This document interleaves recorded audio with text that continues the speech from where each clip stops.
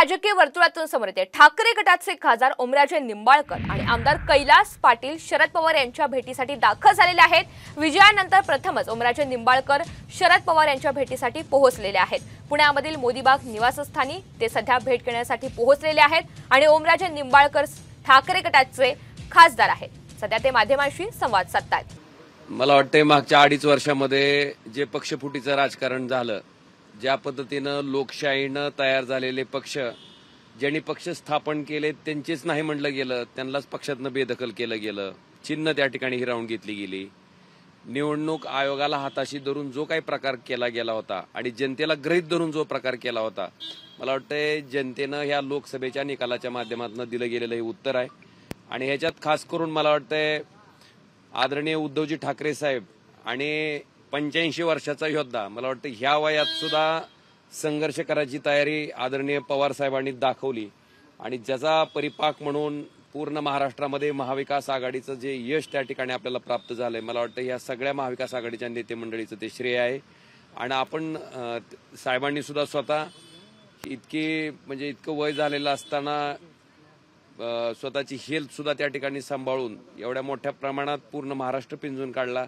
माझ्या लोकसभा कार्यक्षेत्रामध्ये सुद्धा सभा घेतली। एक साहेबांचे आशीर्वाद घेण्याच्या दृष्टीने मी आज त्यांची भेट घेतली, त्यांचे आभार मानले आणि त्यांच्याकडनं प्रेरणा घेऊन की वयाच्या 85 वर्षी सुद्धा माणूस संघर्ष करू शकतो, शक्तीनं लढू शकतो, मला वाटतंय ही प्रेरणा घेण्यासाठी साहेबांची आज मी भेट घेतली।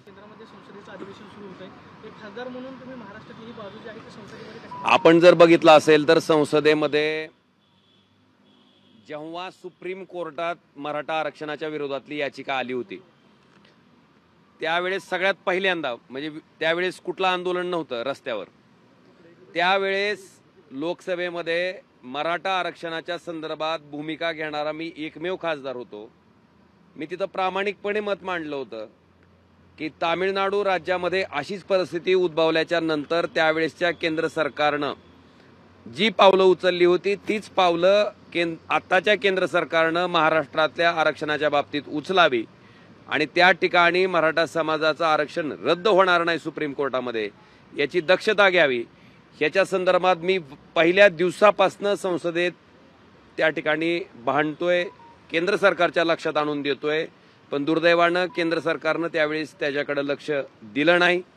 त्याच्यानंतर सुद्धा वारंवार संसदेमध्ये जवळपास 6 वेळेस हा विषय मी वारंवार त्या ठिकाणी लावून धरलाय आणि समाजाचा प्रतिनिधी म्हणण्यापेक्षा खरंच त्या समाजाला गरज काय आज आपल्याला प्रामाणिकपणे सांगू इच्छितो की त्यावेळेस माझ्या मतदारसंघामध्ये घटना घडली होती की एका मराठा समाजाच्या वडिलांनं त्याच्या मुलीला बी फार्मसीला ऍडमिशन होत नाही 50,000 रुपये दिल्याशिवाय, हे लक्षात आल्याच्या नंतर रात्री आत्महत्या त्या ठिकाणी केली होती।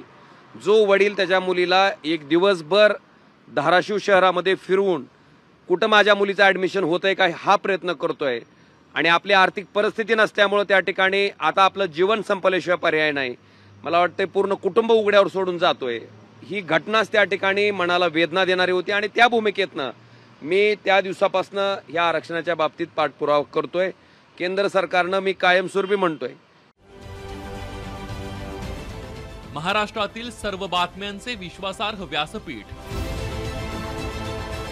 सकाळच्या सर्व सोशल मीडिया प्लॅटफॉर्मला लाईक, फॉलो आणि सबस्क्राईब करा। तसंच सर्व नोटिफिकेशनसाठी बेल आयकॉन प्रेस करायला विसरू नका।